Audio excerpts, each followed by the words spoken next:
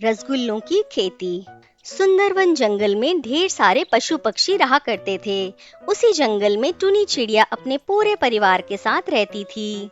टुनी के बेटे का नाम टुन्नू और बहू टुनटुनी थी। तीनों मिलकर जंगल में ही मिठाई की एक दुकान चलाते थे। उनकी दुकान पूरे जंगल में अपने स्वादिष्ट रसगुल्लों के लिए प्रसिद्ध थी। उनकी मिठाई की दुकान के सामने कालू कौवा और गौरी कौवी की मिठाई की दुकान थी। उनकी दुकान में एक भी ग्राहक नहीं रहते थे। एक रात की बात है। कालू, मैं इस टुन्नू के बच्चे से परेशान हो चुका हूँ। पूरे दिन अपनी दुकान में एक भी ग्राहक नहीं होता, लेकिन इस टुन्नू ने पता नहीं क्या जादू किया है, ग्राहकों की लाइन लगी रहती है। कालू जी, हम अपनी दुकान में मिठाई बाहर से खरीद कर बेचते हैं। हमारी दुकान तक आते आते मिठाई बासी हो जाती है, इसलिए ग्राहकों को हमारी मिठाई पसंद नहीं आती है। टुन्नू के पास 5-5 गायें हैं, इसलिए उसकी मिठाई ताजी होती है और उसको बनाने की लागत भी कम आती है। मेरे दिमाग में एक तरकीब सूझी है। अब देखती जाओ भूरी, आज रात को मैं इस टुन्नू के बच्चे को मजा चखाता हूँ। देर रात को जब जंगल के सारे पक्षी सो रहे थे, तब कालू टुन्नू के आंगन से सारी गायों को दूसरे जंगल में छोड़ देता है। सुबह सुबह जब टुनटुनी अपने आंगन में आती है, अरे टुन्नू जी, सासू माँ, कहाँ हैं आप सब? जल्दी आकर देखिए, एक भी गाय नहीं है आंगन में। अब हम दूध कहाँ से लाएंगे और मिठाई कैसे बनाएंगे? टुनटुनी को रोता देख टुनी भी रोने लगती है। अपनी माँ और पत्नी को रोता देख टुन्नू उदास हो जाता है। टुन्नू के पास गाय ना होने के कारण उसे अपनी मिठाई की दुकान बंद करनी पड़ती है। शहर में मिठाई की एक ही दुकान बचने के कारण उस दिन से कालू कौवे की दुकान पर ग्राहकों की लाइन लग जाती है। कमाई का कोई जरिया ना होने के कारण टुन्नू का परिवार दिन भर उदास रहता था। कालू कौवा टुन्नू की बंद दुकान को देखकर बड़ा ही खुश होता है। अरे टुन्नू, क्या हुआ? आजकल तुम दुकान नहीं खोलते? हा हा हा हा हा। कालू को हंसता देख टुन्नू समझ जाता है कि उसकी गायों को गायब करने के पीछे इस कौवे का ही हाथ होगा। पर टुन्नू क्या करता, उसके पास कोई सबूत नहीं था। घर जाकर टुन्नू टुनटुनी से, अब हमारा पेट कैसे भरेगा? मुझे मिठाई बनाने के सिवा और कुछ भी नहीं आता। ऐसा कहकर टुन्नू जोर जोर से रोने लगता है। आप रोइए मत, नदी किनारे जो गुफा है उसमें साधु महाराज रहते हैं। सुना है वो मायावी हैं और वो हमारी मदद जरूर करेंगे। टुन्नू, टुनटुनी और टुनी तीनों उस रात साधु महाराज से मिलने गुफा में जाते हैं। साधु महाराज मायावी थे, वो लोगों के मन को पढ़ पाते थे। बिना बोले ही वे तीनों की परेशानी को समझ जाते हैं। टुन्नू बाबा को प्रणाम करता है। साधु बाबा टुनटुनी के हाथ में कुछ दिव्य बीज रख देते हैं। इन तीनों बीजों को अपने आंगन में बो देना। एक चमत्कारी बीजों से जो पेड़ निकलेगा वो तुम्हें रोज 500 रसगुल्ले देंगे। जाओ टुन्नू, उन रसगुल्लों को बेचकर तुम अपना घर चलाना और जो रसगुल्ले बच जाएं, उन्हें तुम गरीबों में बांट देना। रात में तीनों अपने आंगन में बीज को बो देते हैं। सुबह होते ही उनमें से पौधे निकल आते हैं और दोपहर तक वो सारे पौधे ताजे ताजे रसगुल्लों से लदे होते हैं। उनकी खुशी का कोई ठिकाना ना था। टुनटुनी 500 मिठाई तोड़ती है और वो दोपहर तक ही अपने दुकान में जाकर उसे बेचती है। शाम तक टुन्नू की 440 मिठाइयाँ बिक जाती हैं। बची हुई 60 मिठाइयों को वह गरीबों में बांट देता है और टुन्नू की दुकान खुलते ही कालू की दुकान के सारे ग्राहक एक बार फिर से टुन्नू के पास आ जाते हैं। टुन्नू का परिवार उस दिन से खुशी खुशी आराम करते हुए जीवन बिताता है, लेकिन कालू को उसके किए की सजा भी मिल जाती है। उसकी दुकान तो वैसे भी नहीं चल रही थी, ऊपर से एक दिन शाम को तेज बारिश में उसकी दुकान बारिश की बाहों में बह जाती है। भरतपुर नाम के गांव में टुन्नू चिड़ा अपने माता पिता के साथ रहता था। उसके माता पिता खेती करते थे। टुन्नू के माता पिता के पास जो खेत था उसमें कई तरह के फल उपजते थे। टुन्नू के पिता उन्हीं फलों को बाजार में दुकानदारों को बेचकर घर चलाते थे। कुछ समय बाद एक दिन टुन्नू के पिताजी अचानक से काफी बीमार पड़ गए। माँ टुन्नू से, बेटा, तुम्हारे पिता काफी बीमार हैं। मैं दिन भर उनकी सेवा करती हूँ, जिससे मुझे हमारे खेत में काम करने के लिए जरा भी वक्त नहीं मिलता।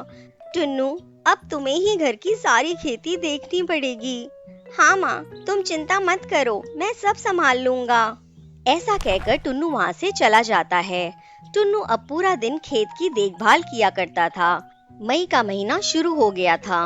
टुन्नू के खेत में बड़े बड़े विशाल आम के पेड़ थे, जिसमें स्वादिष्ट आम लग चुके थे। एक दिन टुन्नू के स्कूल का दोस्त बंटी उसके पास आता है। टुन्नू बंटी को देखकर, अरे बंटी, बताओ कैसे आना हुआ?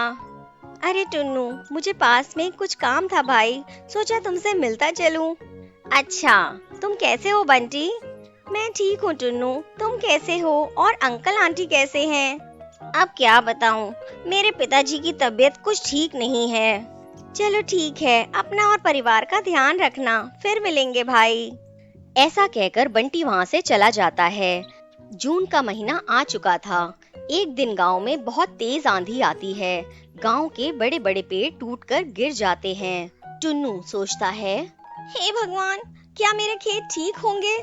टुन्नू अपने खेत में जाकर देखता है कि उसके खेत में एक दो छोटे पेड़ों को छोड़ दें तो सारे पेड़ सही सलामत होते हैं, लेकिन सारे आम पेड़ पर से नीचे गिर चुके थे। भगवान का लाख लाख शुक्र है कि मेरे खेत सही सलामत हैं, लेकिन इतने ऊंचाई से गिरने के कारण मेरे सारे आमों में दाग लग चुके हैं। अब इन्हें बेचना बहुत मुश्किल होगा। अब तो मेरे आमों का सही दाम भी नहीं मिलेगा। अगले दिन टुन्नू सारे आमों को ट्रक के पीछे लोड करके गांव के बाजार में ले जाता है, लेकिन बाजार का कोई भी दुकानदार उन आमों को नहीं खरीदता। टुन्नू एक दुकानदार से, भैया, आम एकदम सही हैं, बस पेड़ से गिरने के कारण थोड़ा दब गए हैं, लेकिन स्वाद एकदम मीठा ही होगा। इसकी पूरी गारंटी मैं लेता हूँ। आप मुझसे 20 की जगह 15 रुपए किलो के हिसाब से ये सारे आम ले लो। टुन्नू, तुम्हारी बात तो सही है, लेकिन बेटा ग्राहक ये कहाँ समझते हैं। देखो, आमों में दाग लगा है, इसलिए मैं इनका 5 रुपए पर किलो के हिसाब से ही पैसे दे सकता हूँ। अरे बाप रे, इतना कम पैसे? टुन्नू सोचता है, 5 रुपए पर किलो देने से अच्छा है कि मैं इन आमों को फेंक दूं। एक काम करता हूँ, इन आमों को बाजार में आ रहे ग्राहक को ही बेच देता हूँ कम दामों में। टुन्नू ने तरकीब तो बढ़िया लगाई थी, लेकिन बाजार में पहले से ही जमे हुए फलों की दुकान के आगे कोई भी पक्षी टुन्नू के ट्रक से आम नहीं ले रहा था।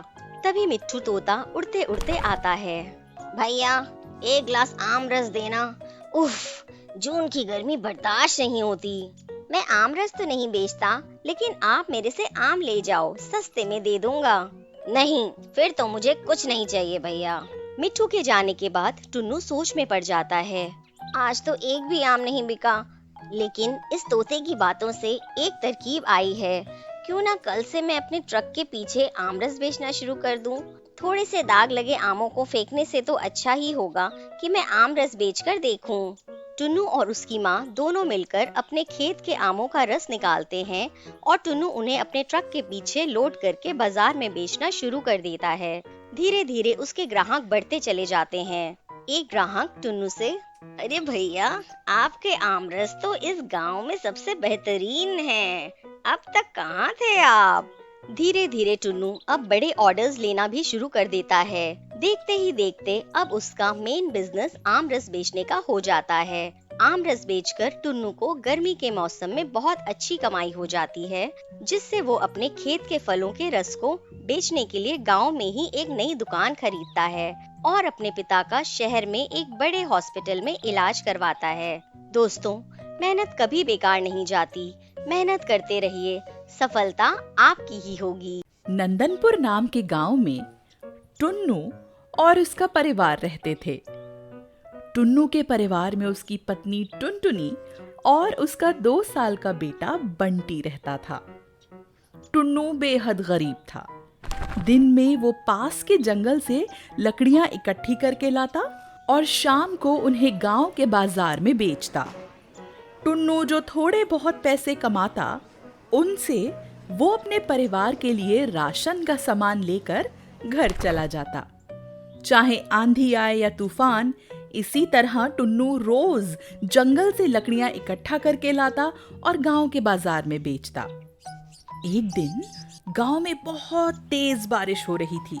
रोज की तरह टुन्नू लकड़ियां लेकर बाजार गया, लेकिन दिन भर उसकी एक भी लकड़ी नहीं बिकी। हे भगवान, ये कैसी जिंदगी दी है आपने। अगर आज लकड़ी ना बिकी तो मेरे बीवी बच्चे को भूखा सोना पड़ेगा। थोड़ी देर में एक भिखारन गरीब गौरी कौवी टुन्नू के पास आई। भैया, क्या आप मुझे ये लकड़ियां दे सकते हैं? मेरे घर पर आग जलाने के लिए कुछ भी नहीं है। मेरे बेटे की तबीयत बहुत खराब है। हाँ बहन, ये तुम रख लो। गौरी वो सारी लकड़ियां ले गई। आज फिर मेरा परिवार भूखा ही सोएगा, हे प्रभु। ये सोचकर परेशान टुन्नू घर की तरफ निकल पड़ा। तभी रास्ते में उसे 3 जादुई घर दिखे, जिसमें से एक सोने का घर था। वहां जाके टुन्नू बोला, अरे, इस रास्ते में मैंने तो पहले कभी ये घर नहीं देखा। तभी जादुई सोने का घर बोला, हाँ टुन्नू, मैं सिर्फ उसे ही दिखता हूँ जो दूसरों की कोई मदद करते हैं। इस जादुई घर में तुम अपने घर से कोई भी 10 साल या उससे पुरानी चीज लाओगे तो वो सोने में बदल जाएगी। लेकिन एक बात का ध्यान रखना, तुम इस सोने के घर में आ चुके हो तो अब तुम बाकी के 2 घरों में नहीं जा सकते। इसके बाद टुन्नू अपने घर चला गया और अपने पिता की पुरानी कटोरी उठाकर ले आया, जिसमें उसके पिता खाना खाते थे। वो कटोरी सोने की बन गई। टुन्नू अब रोज लकड़ियां बेचने जाता और वापस घर आते वक्त रास्ते में अपने घर की किसी पुरानी चीज को सोने का बना देता। ओ भैया, इस सोने के कंबल का कितना दोगे? टुन्नू जी, इसके तो पूरे 1 लाख रुपए मिलेंगे। ऐसे ही कुछ दिन बीत गए, लेकिन तब तक टुन्नू के मन में लालच आ गया था। टुन्नू अपनी पत्नी से बोला, अरे ओ भाग्यवान, सुनती हो? अब तो हमारे घर में कोई भी ऐसी चीज नहीं है जो 10 साल या उससे पुरानी है। तुम एक काम करो, पड़ोस के मिट्ठू तोते के घर से कोई ऐसी चीज चुरा लो जो 10 साल या उससे पुरानी हो। टुन्नू की पत्नी टुनटुनी ने ऐसा ही किया। वो मिट्ठू तोते के घर से एक बक्सा चुरा लाई। टुन्नू चुराए हुए बक्से को टुनटुनी के साथ जादुई सोने के घर में ले गया, लेकिन बक्सा तो वैसा ही रह गया, मगर टुनटुनी सोने में बदल गई और सोने का वो जादुई घर गायब हो गया। हे भगवान, मुझे माफ कर दीजिए। अब मैं लालच नहीं करूंगा। मेरी पत्नी मेरी सब कुछ है। आप इसे ठीक कर दीजिए और मैं वादा करता हूं कि अब से जिंदगी में कभी लालच नहीं करूंगा। तभी वहां तेज रोशनी चमकी। टुन्नू, तुम एक नेक पक्षी हो, फिर भी तुमने लालच किया।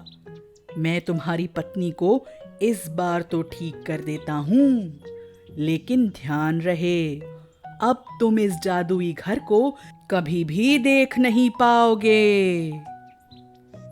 टुनटुनी फिर से पहले जैसी हो गई और टुन्नू के परिवार ने अब तक जो पैसे जमा किए थे, उनकी मदद से पूरा परिवार खुशी खुशी रहने लगा। लालच नहीं करना चाहिए। लालच का फल हमेशा बुरा ही होता